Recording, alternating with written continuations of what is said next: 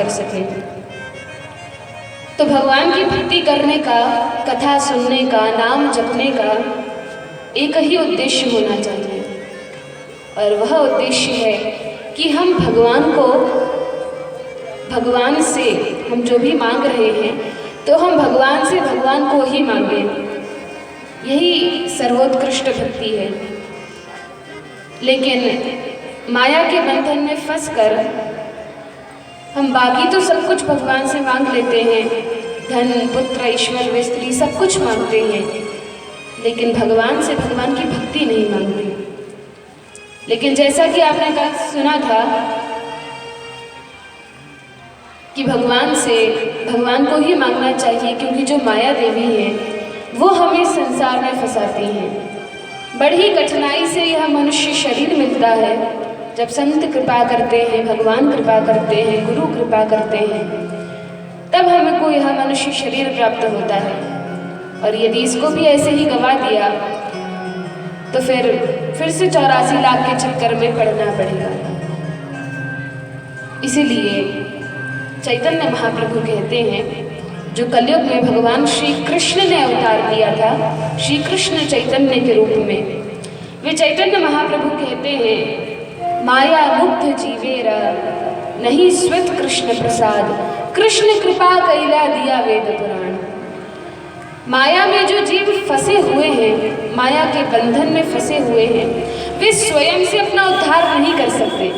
यदि खुद चाहे, स्वयं चाहे तो अपना उद्धार नहीं कर सकते। लेकिन कृष्ण कृपा कैला दिया वेद पुराण। भगवान श्री कृष्ण कृपा करते हैं और वेद पुराण देते हैं, गुरु को भेजते हैं, संतों को भेजते हैं, शास्त्र प्रदान करते हैं, जिनको पढ़कर हम भगवान तक पहुंच सकते हैं, उनकी भक्ति प्राप्त कर सकते हैं। तो ऐसा कहा जाता है कि श्रीमद् भागवत को पढ़ने से अथवा सुनने से, समझने से 3 चीजें चली जाती हैं। कौन कौन सी? शोक, मोह और भय। श्रीमद् भागवत को सुनने से जो शोक है, पीछे जो हमारे साथ कुछ भी हुआ है, कोई चला गया है, उनका हमको शोक है, तो भागवत को सुनने से शोक चला जाता है। दूसरा है भय। वर्तमान में जो भय है कि अब क्या होगा, क्योंकि हम सभी के मन में 6 अवगुण हैं, काम, क्रोध, लोभ, मोह, मद, मत्सर है। उसमें भी क्रोध अधिक है, भय अधिक है। तो जब हम भगवान की कथा को सुनते हैं तो भूतकाल का शोक चला जाता है, वर्तमान का मोह चला जाता है, और भविष्य का जो भय है कि आगे चलकर क्या होगा, वो भय भी भगवान की कथा को सुनने से नष्ट हो जाता है। भगवान की कथा पतित पावनी है, पतितों का उद्धार करती है। शास्त्रों के विभिन्न वर्ग होते हैं, अनेक शास्त्र हैं, पुराण हैं, ग्रंथ हैं, 18 पुराण हैं, 108 उपनिषद हैं, अनेक शास्त्र हैं।